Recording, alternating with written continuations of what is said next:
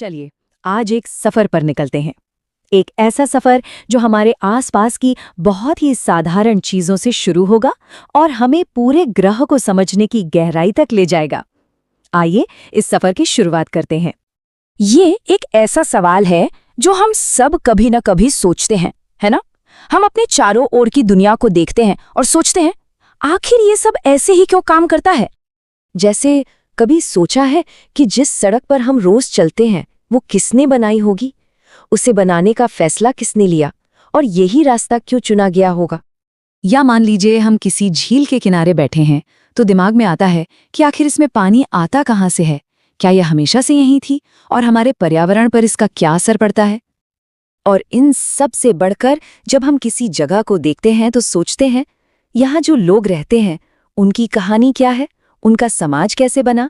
मजे की बात यह है कि इन सभी सवालों के जवाब एक ही शक्तिशाली टूलकिट में छिपे हैं।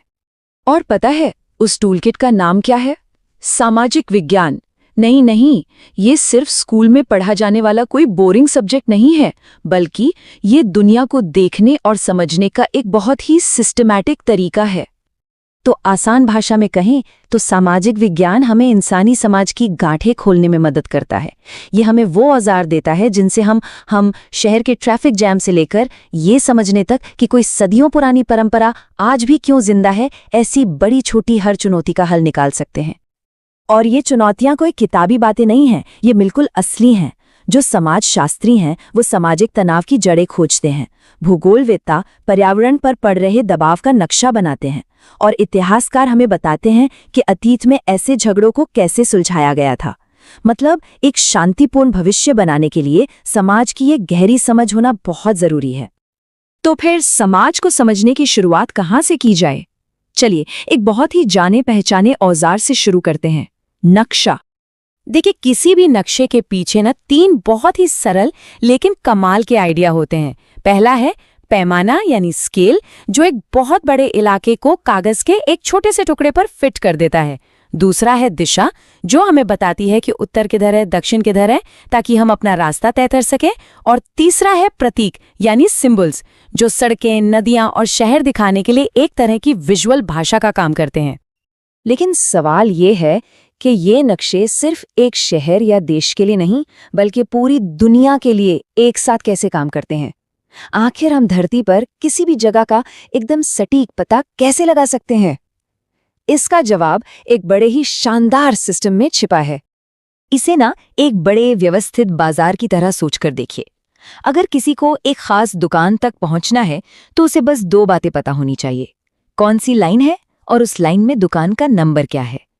5वीं लाइन की 7वीं दुकान पर मिलो, बस। ये ग्रिड सिस्टम का सबसे आसान उदाहरण है। शतरंज की बिसात भी तो यही करती है ना? हर खाना 2 चीजों से पहचाना जाता है, एक अक्षर और एक नंबर, जैसे E4। ठीक इसी तरह 2 रेफरेंस लाइंस का इस्तेमाल करके हम पृथ्वी के हर एक इंच को एक यूनिक एड्रेस दे सकते हैं। तो हमारी पहली रेफरेंस लाइन है अक्षांश यानी लैटिट्यूड। इन्हें ऐसे समझें कि ये पृथ्वी पर लेटी हुई काल्पनिक रेखाएं हैं जो पूरब से पश्चिम की ओर जाती हैं। ये भूमध्य रेखा यानी इक्वेटर से किसी भी जगह की उत्तर या दक्षिण की दूरी को डिग्री में नापती हैं।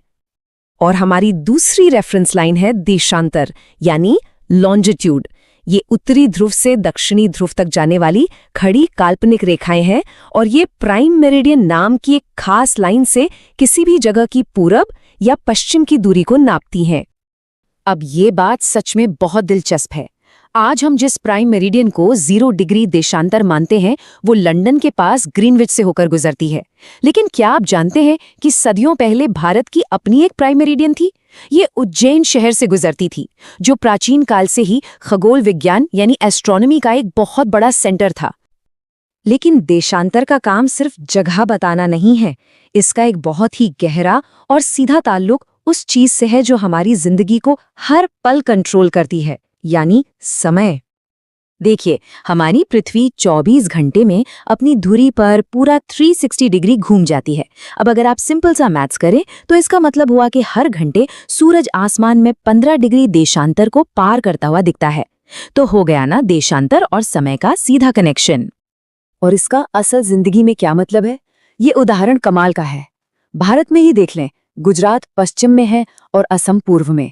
दोनों के देशांतर में करीब 30 डिग्री का फर्क है।